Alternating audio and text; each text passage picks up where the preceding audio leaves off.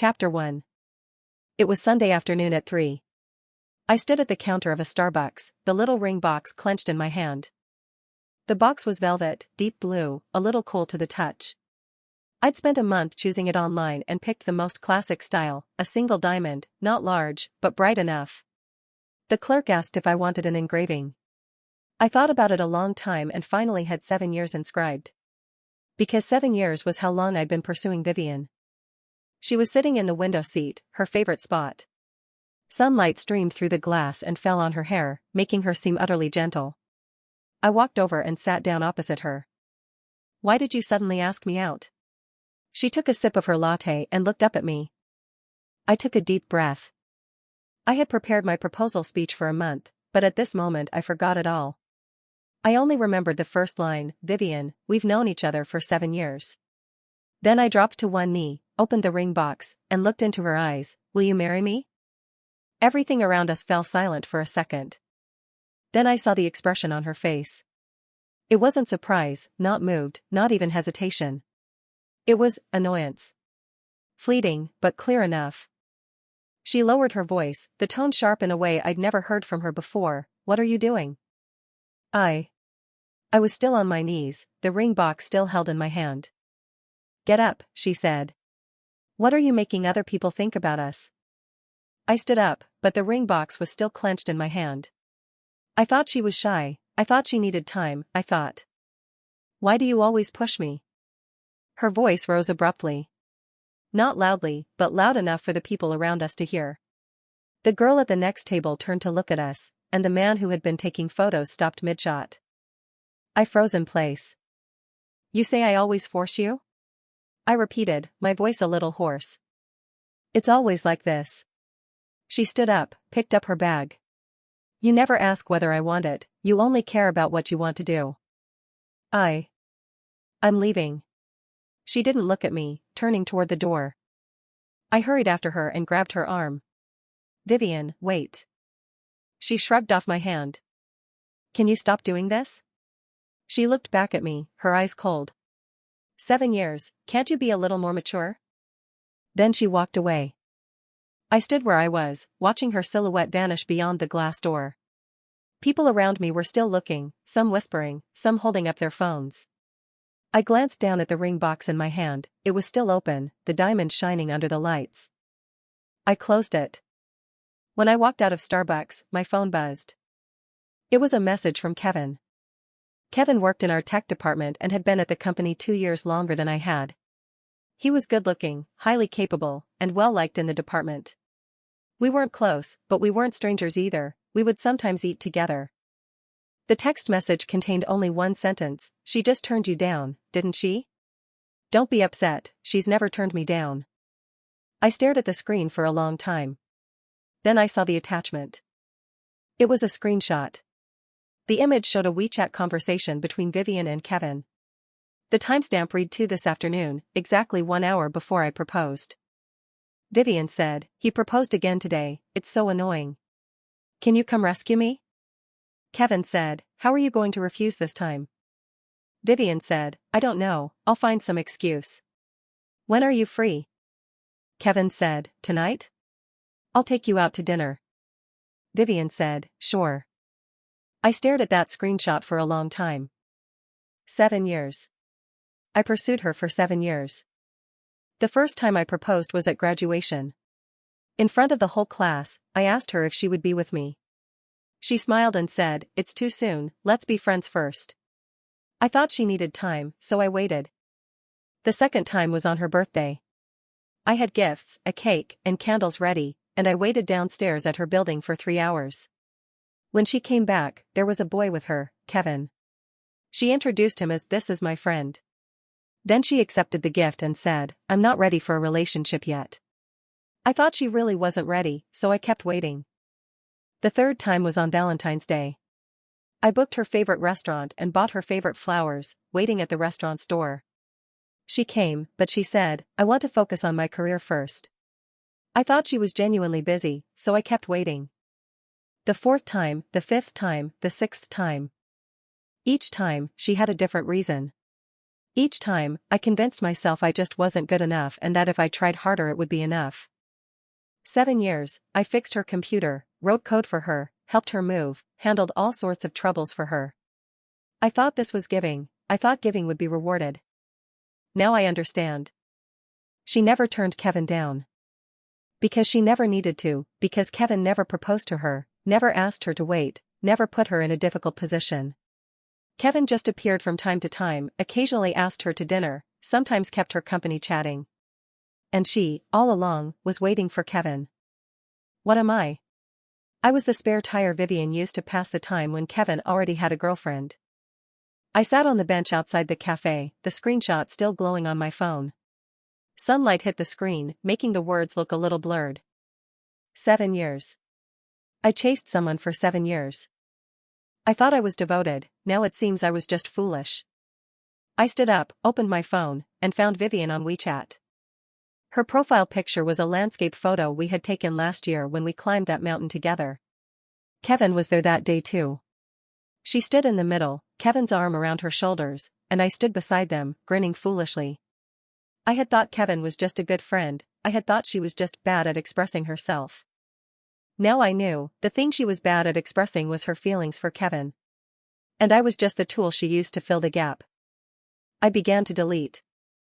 WeChat, phone number, Weibo, Douyin, Xiaohongshu, every way to reach her, all deleted. Every shared group, I left. Every mutual friends updates, I muted. I deleted them quickly, without hesitation. 7 years, I waited 7 years.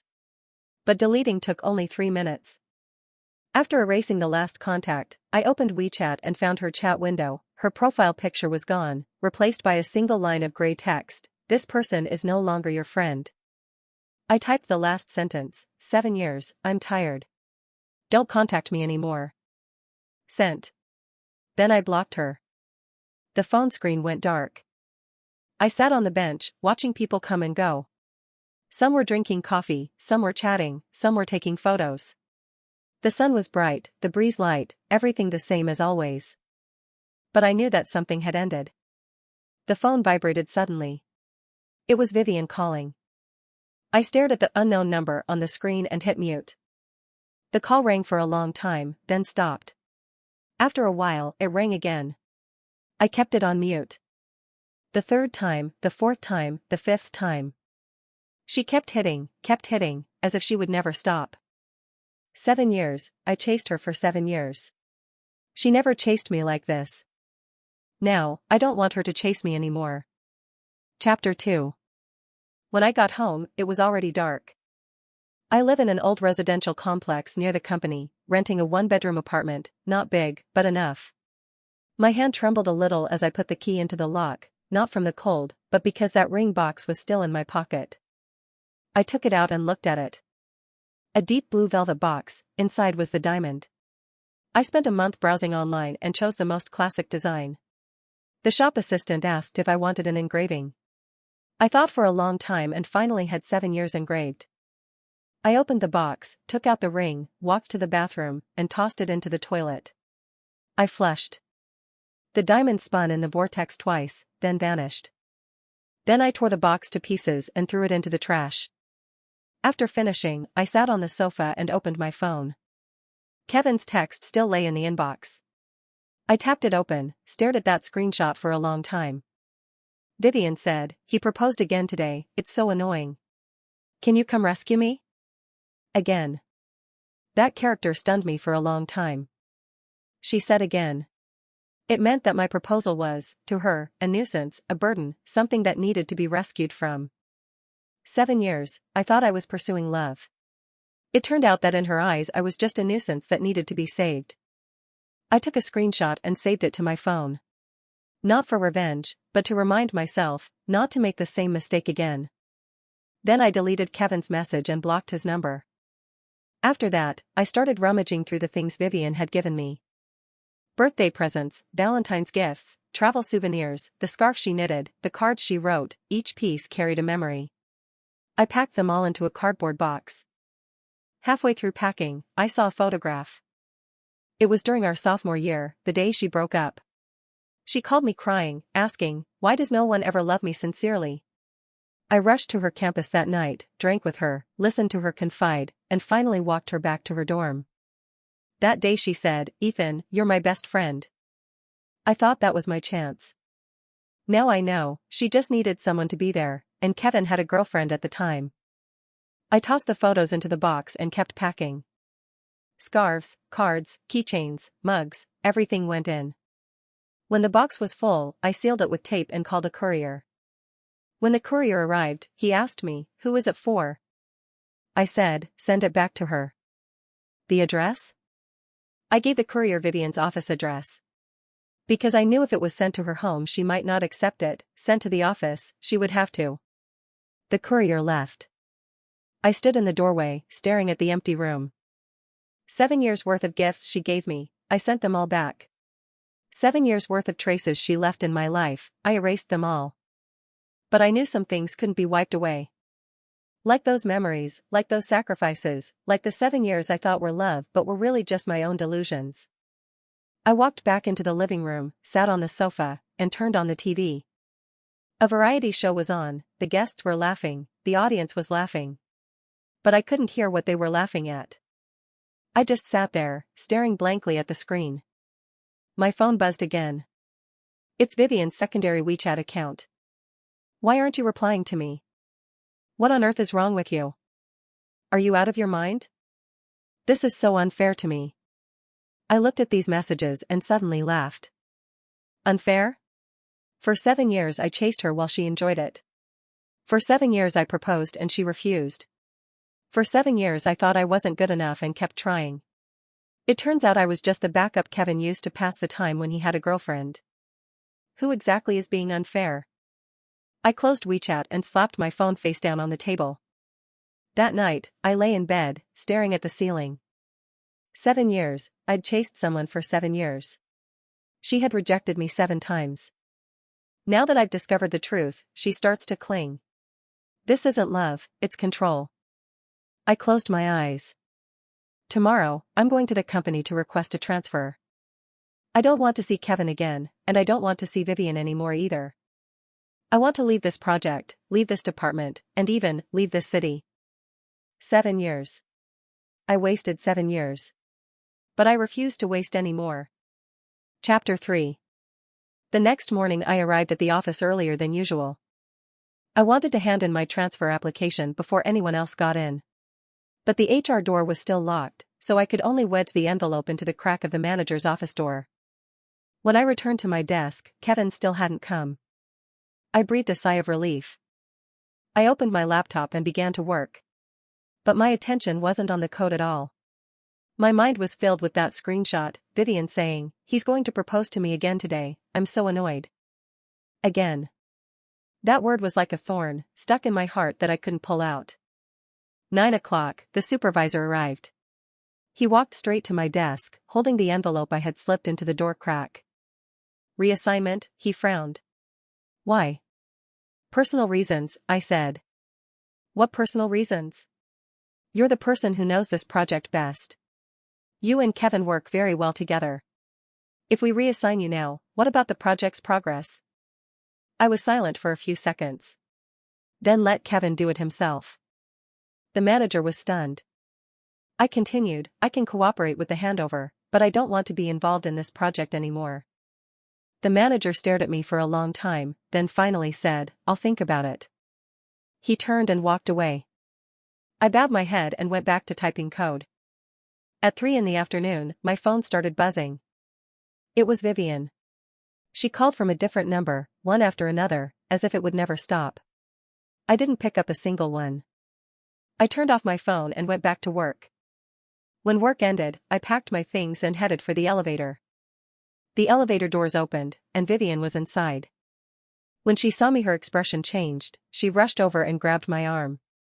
"Ethan, what's wrong with you? Why are you ignoring me?" I shook off her hand. "Let go. Why are you doing this?" Her eyes were red. "Didn't we agree?" "Agree to what?" I looked at her, meeting her eyes for the first time. She froze. "We agreed that I could pursue you, but I couldn't demand a result. We agreed that you could enjoy my kindness, but you didn't have to give me an answer?" Her lips trembled. You saw it? I saw it, I said. The screenshot Kevin sent. He said you've never refused him. You said my proposal was annoying. You told him to rescue you. Her face went deathly pale. Ethan, that's not what you think. What is it then? I said. 7 years, you turned me down 7 times. Every time with a different reason. But every time Kevin showed up, the look in your eyes changed. I thought I wasn't good enough, that if I tried harder it'd be fine. Now I know, I wasn't not good enough, I was just not Kevin. She opened her mouth, unable to speak. I turned and walked toward the stairwell. Her voice came from behind, how can you be so heartless? I didn't look back. When I walked out the company's front door, my phone vibrated again. It was a message from Vivian. Are you really going to treat me like this? 7 years of feelings, are you just going to throw them away like that? Was I ever bad to you? Who took you to the hospital when you were sick? Who helped you pack when you moved? Staring at these messages, I suddenly felt very tired. When she said good, she meant she accepted my goodness. When she said feelings, she meant she enjoyed what I gave. But in 7 years, she never once asked what I wanted. I turned off my phone and walked toward the subway station. That night, I lay in bed, staring at the ceiling. The phone was quiet for a long time, then it buzzed again. It was a photo sent by Vivian. In the picture, she was lying in a hospital bed and 4 lines inserted into the back of her hand, her face pale.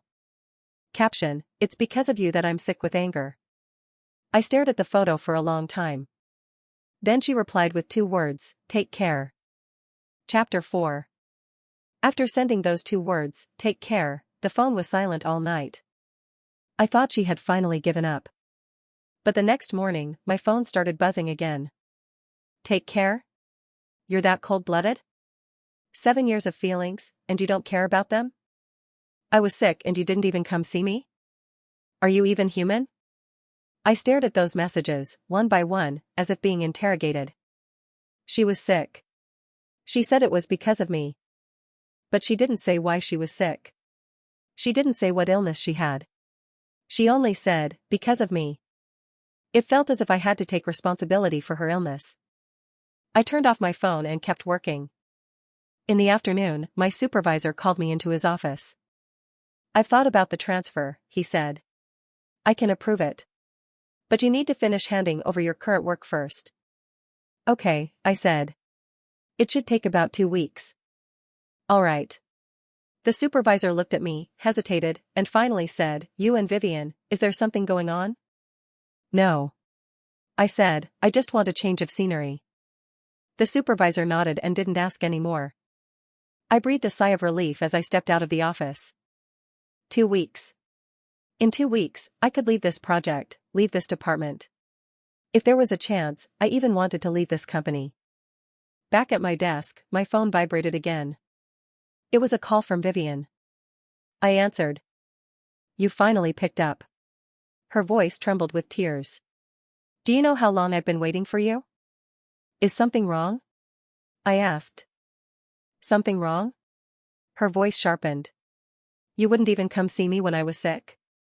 Are you even human? You said it's psychosomatic?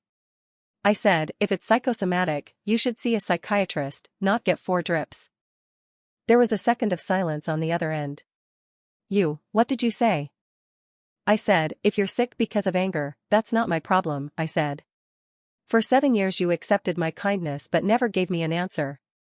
Now that I've found out the truth, you call me cold-blooded. Is this what you call love? Her voice trembled, how can you say that? Because it's the truth, I said. You turned me down 7 times, each with a different excuse. But every time Kevin showed up, your eyes changed. I thought I wasn't good enough, now I know, I was just not Kevin. No, she cried, it's not what you think. What do you mean? I said. Kevin said you've never refused him. You told him my proposals were annoying. You asked him to rescue you. Those things are facts. She cried harder. Ethan, I was wrong. I really was wrong, will you forgive me? Forgive what? I said. Forgive you for treating me like a backup? Or forgive you for rejecting me 7 times over 7 years? I didn't treat you like a backup. What was it then? I said.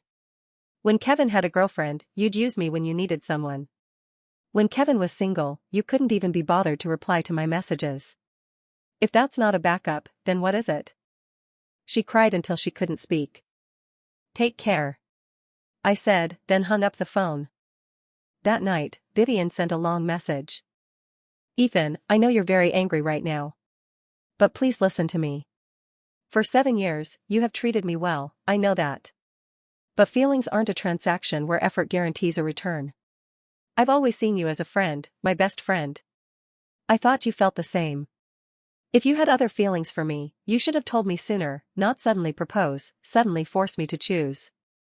What you did put me in a difficult position. I'm not rejecting you, I'm just not ready yet. Please understand me, okay? Can we start over? I stared at that message for a long time. She said, affection doesn't mean you'll get something in return. She said, I've always considered you a friend. She said, you put me in a difficult position. 7 years, I chased her for 7 years. She never said, I like you. She never said, let's be together. She only said, you're so good, thank you, you're my best friend. I thought that was restraint. Now I know, it's just another form of rejection. She didn't say directly, I don't like you. She used the word friend to keep me out. 7 years, I chased someone who didn't love me. And she enjoyed 7 years of being pursued. I typed back, you said you considered me a friend. But you accepted my pursuit, accepted what I gave, accepted my proposal, then rejected me. You say you're not ready. 7 years, and you're still not ready? Or were you just waiting for Kevin? She replied instantly, no. I wasn't waiting for Kevin. Then what did Kevin mean when he said you've never refused him? He's lying. Do you believe him over me? I believe the facts, I said. The screenshots are real. The chats are real. You refused me 7 times, too, that's real. She didn't reply again. I turned off my phone and lay down on the bed. 7 years, I thought I was chasing love. Now I know, I'd only been wasting my time. She doesn't love me. She never did. She was in love with Kevin. And I was merely the backup she used to pass the time whenever Kevin had a girlfriend. Chapter 5. 3 nights later, my phone buzzed. The photo was from Vivian. I stared at the screen for a long time. In the picture, there was a red wound on her wrist. The blood hadn't dried, seeping a red liquid. Caption, I can't go on living. My hand trembled slightly. I knew this was an escalated form of moral blackmail. I knew she was forcing me to turn back with extreme measures. But I couldn't dismiss it. If something really happened to her, I would regret it for the rest of my life. I didn't reply to her. I dialed 110 directly. Hello, I want to report someone with suicidal tendencies. I reported Vivian's address. Then I called Vivian's parents. Her mother's number was the one I had saved when I helped her move in my sophomore year. Hello, this is Ethan. Vivian might need help, she just sent me a photo of herself cutting her wrist. There was panic on the other end of the line, followed by hurried footsteps. After hanging up, I tossed my phone aside. I sat on the sofa, staring at the night beyond the window. I knew she was waiting for my concern, waiting for my guilt, waiting for me to turn back. But I won't turn back. It's not because I'm heartless, it's because, 7 years, I've already given more than enough. My pursuit, my sacrifices, my time, my feelings. She accepted them all, then rejected me 7 times. Now she's trying to make me turn back by cutting her wrist. This isn't love. It's control. Half an hour later, my phone rang. It was Vivian's mother. You scumbag. Her voice was sharp, threaded with tears.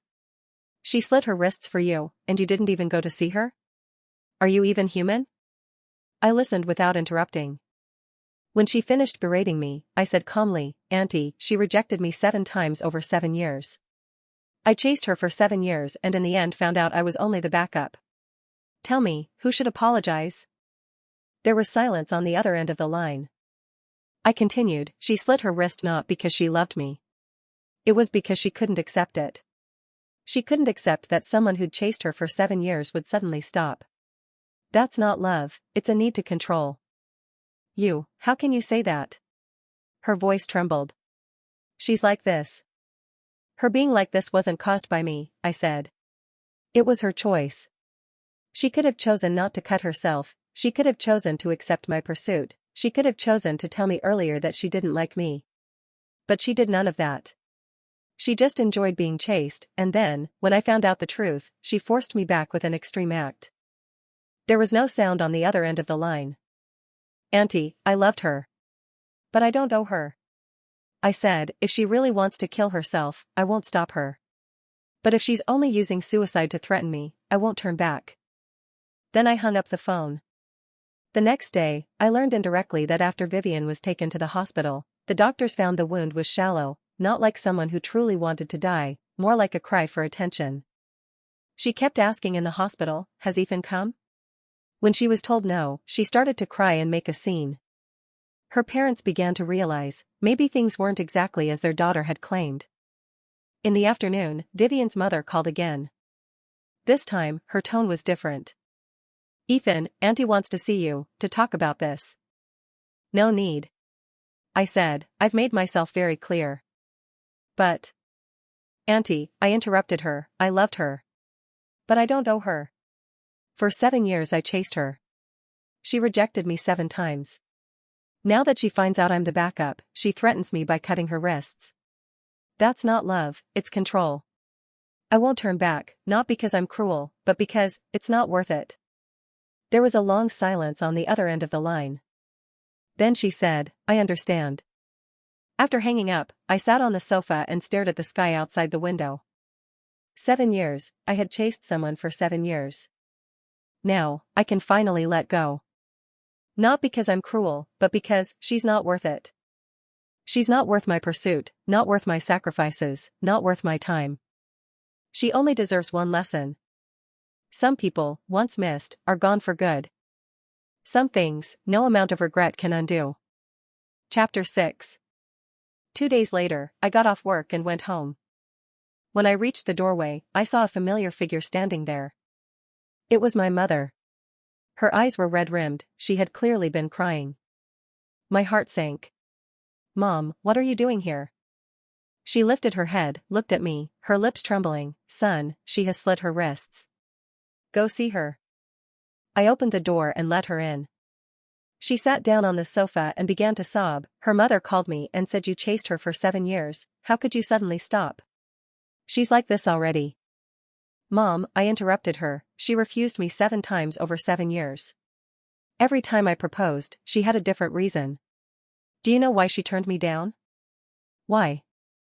Because there's someone else in her heart. My mom froze. I took out my phone and opened the saved screenshots, Kevin's taunting texts, Vivian's message to Kevin saying, he asked me to marry him again today, it's so annoying, can you please come save me? My mom looked at the screenshots and stared for a long time. This was sent to another man, I said. That man is Kevin, a colleague in our tech department. She likes him, not me. But when Kevin had a girlfriend and she needed someone to be with, she used me. Now Kevin might be with her, and when she realized I was gone, she started to cling. My mother lifted her head, her eyes even redder. Son, why didn't you tell me earlier? I gave a bitter smile, because I didn't want to admit it. 7 years, I didn't want to admit I was a backup. My mother was silent for a long time. Then she said, son, if a man makes me wait for 7 years, rejects me every time I propose marriage, and I finally find out he only saw me as a backup, would you tell me to go back? I froze. My mother continued, I wouldn't. Because you're not worth it. Tears suddenly welled in my eyes. My mother stood up, came over to me, and hugged me. Son, you did the right thing. Don't look back. At that moment, I felt the final mental barrier break. I'm not cold-blooded, I'm just cutting my losses.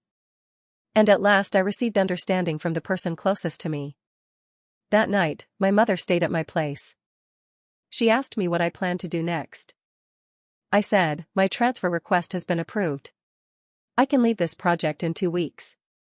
If there's a chance, I'd like to transfer to a branch in another city. Another city? Yes. I said, I want a change of scenery, to start over. My mother looked at me and nodded. Okay. Mom supports you. The next morning, my mother left. Before she left, she said, son, when you look for a girlfriend in the future, find someone who won't make you wait. I said, I know. After seeing my mother off, I went back to the room and looked at the empty space. 7 years, I chased one person for 7 years. Now, I can finally let go. Not because I'm heartless, but because she isn't worth it. And I deserve better. Chapter 7. The next morning, the company held an all-hands meeting. I sat in a corner seat, Vivian sat on the other side, and Kevin sat beside her. After the meeting began, the supervisor talked about the project's progress for half an hour. I kept my head down, pretending to take notes, but my mind was completely blank. Halfway through the meeting, Kevin suddenly raised his hand. I have some good news to announce. He stood up, looked in Vivian's direction, and smiled. Vivian and I are getting married. The whole room erupted in astonishment. I looked up and saw Vivian's face go ashen in an instant. She stood up, her voice trembling. I didn't. Kevin smiled and said, Vivian, don't be shy. We all know you've been waiting for this day for a long time. I didn't. Her voice sharpened. I didn't agree to you. The conference room was in chaos. Colleagues around us began whispering, and someone pulled out their phone to take pictures. Kevin continued, Vivian, didn't you say Ethan was just a transition? Now that he's gone, we can be together. Vivian's voice wavered with sobs. I never said anything like that. I sat in the corner, watching it all quietly. Suddenly, I understood. Kevin was making their relationship public, forcing Vivian to take a stand. And Vivian's denial wasn't because she didn't want to be with Kevin, but because the timing wasn't right, just like when she turned me down. I stood up and walked toward the door. Kevin's voice came from behind. Vivian, what are you hesitating about? Ethan is already gone, what do you have left to worry about? Vivian did not answer. I left the conference room without looking back. The corridor was empty except for the sound of my footsteps. I walked straight to Human Resources and submitted a transfer request. This time, I asked to be posted to a subsidiary thousands of miles away. HR asked me, why? I want a change of environment, I said. The HR woman looked at me, then finally nodded. All right, I'll arrange it for you. As I stepped out of HR, I saw Vivian standing at the end of the corridor. Her eyes were rimmed with red. She looked at me, opened her mouth, and said nothing. I didn't say anything either. I turned around, walked to my desk, and began packing my things. 7 years, over.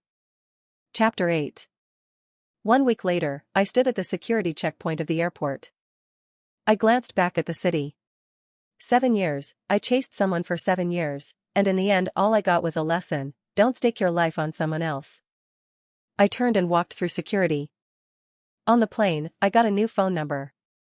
I decided to keep the old one, but I wouldn't answer any more calls from that city. Except for my mom. 3 hours later, the plane landed in a city in the south. The climate here was different from the north, humid air and a very blue sky. I dragged my suitcase out of the airport and hailed a taxi. Where to? The driver asked. I gave him the hotel address the company had booked for me. The scenery outside the window flashed by, unfamiliar streets, unfamiliar buildings, unfamiliar crowds. I suddenly felt a lightness.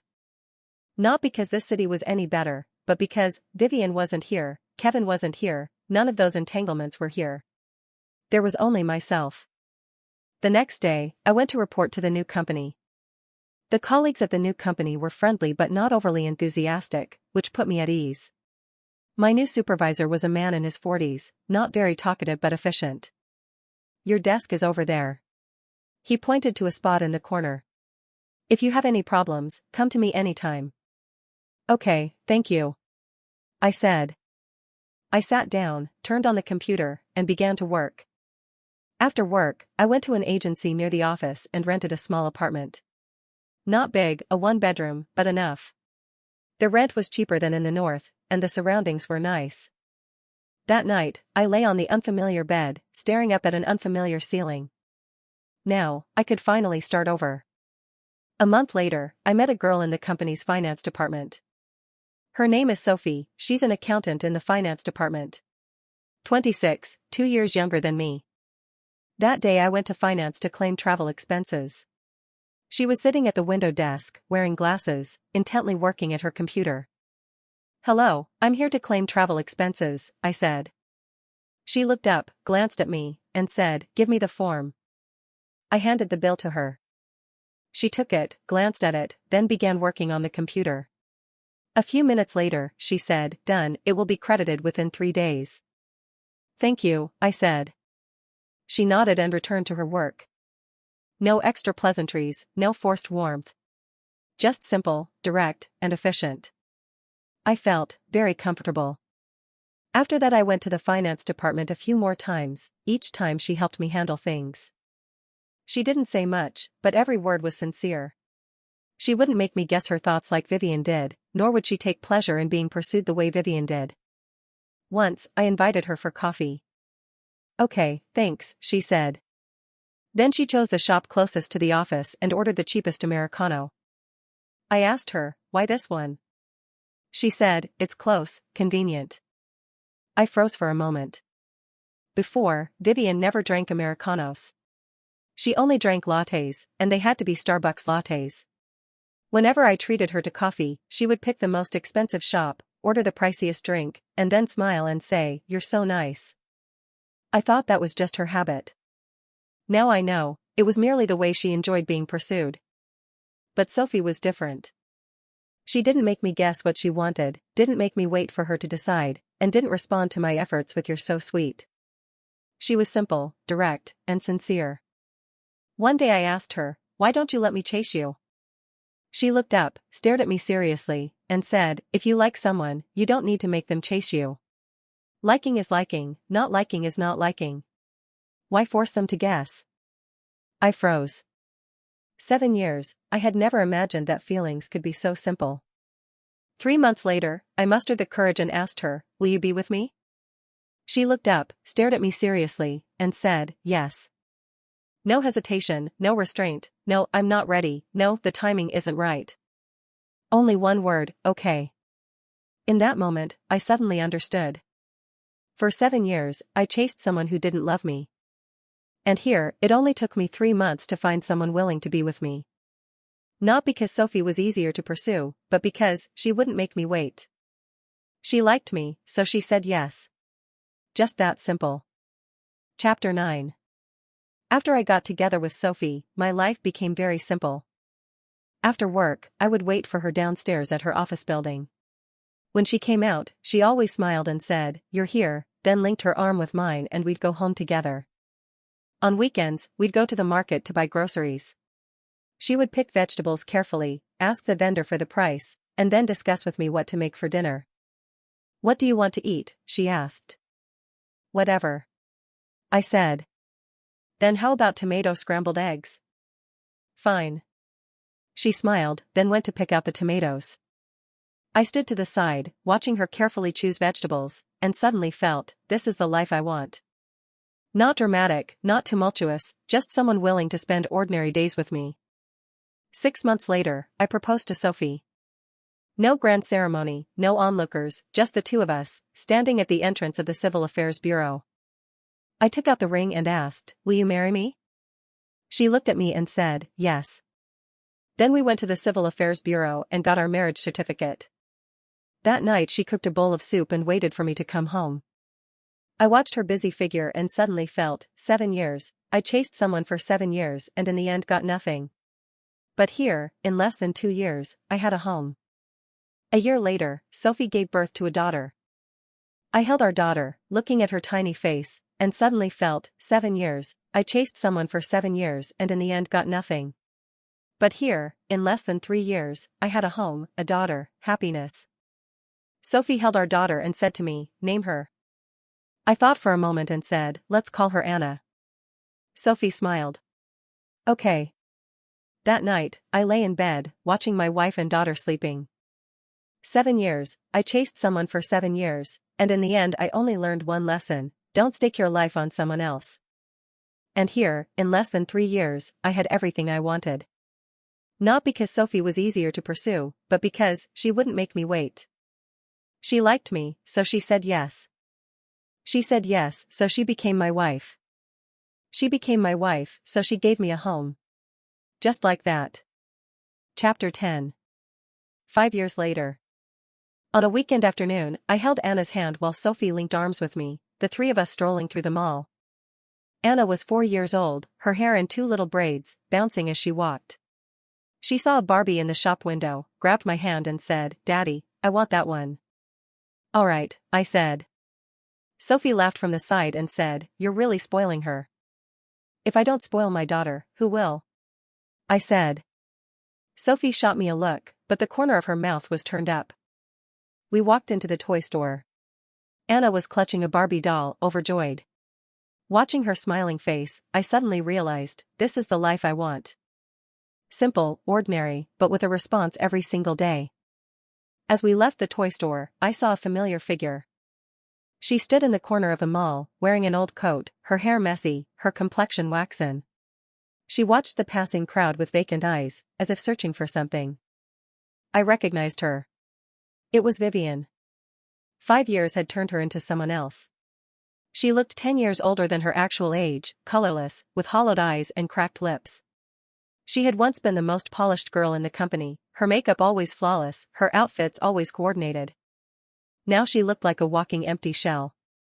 I instinctively scooped Anan up. Sophie felt the change in me and asked softly, "What's wrong?" "Nothing." I said, "Let's go." But it was already too late. Vivian had seen me. Her eyes suddenly lit up, like a drowning person spotting a piece of driftwood. She rushed over, grabbed my arm, her voice sharp and hoarse, "Ethan. Is that you? I've been looking for you for 5 years. I finally found you." Sophie frowned and instinctively shielded Anna. I looked at Vivian and said calmly, "Miss, you have the wrong person." She froze. Then she began to cry, "Ethan, I know you're still angry. I was wrong, I really was. Will you forgive me? I waited for you for 5 years, and I regret it every single day." Her voice grew louder and drew a crowd around us. Anna was frightened, she clung tightly to my neck and whispered, "Daddy, I'm scared." I gently patted Anna's back, looked at Vivian, and said coldly, "Miss, I don't know you. Please let go." Then I pushed her hand away gently but firmly, took Sophie's hand, and turned to leave. Behind me came Vivian's broken sobs, "Ethan. You can't do this to me. I love you. I really love you." I didn't turn back. Sophie asked softly, "Who is she?" "Someone from the past," I said. When we stepped out of the mall, the sun was bright. Anna was no longer afraid and began skipping along again. Sophie hooked her arm through mine and walked quietly by my side. I glanced back at the mall. Through the glass doors, I saw Vivian still standing there, crouched on the ground, clutching her head and crying. Her figure looked small and pitiful amid the crowd. But I didn't turn back. 5 years ago, I chased her for 7 years, she rejected me 7 times. 5 years ago, I found out I was the backup, she used illness, wrist cutting, and her family to force me to return. 5 years ago, I decided to let myself go. Now, I don't hate her anymore. I just don't want to have anything to do with her anymore. She asked me why I couldn't forgive her. Because what she wanted wasn't my forgiveness, what she wanted was for me to come back. What she wanted was, to keep controlling me. But I won't give her that chance anymore. 7 years. I chased someone for 7 years and ended up with nothing. But those 7 years taught me what was worth it and what wasn't. Vivian's retribution wasn't given by me, she gave it to herself. She spent 7 years trying to control someone, and in the end she lost him. She waited 5 years for someone to turn back, and what she finally received was indifference. She spent a lifetime pursuing someone who didn't love her, only to discover, in the end, that she herself was someone else's backup. This is retribution. I turned my head and looked at my gentle wife, at my bouncing daughter. The sunlight fell on them, warm. I squeezed Sophie's hand. Letting go with clarity is better than clinging in humiliation. That is my answer.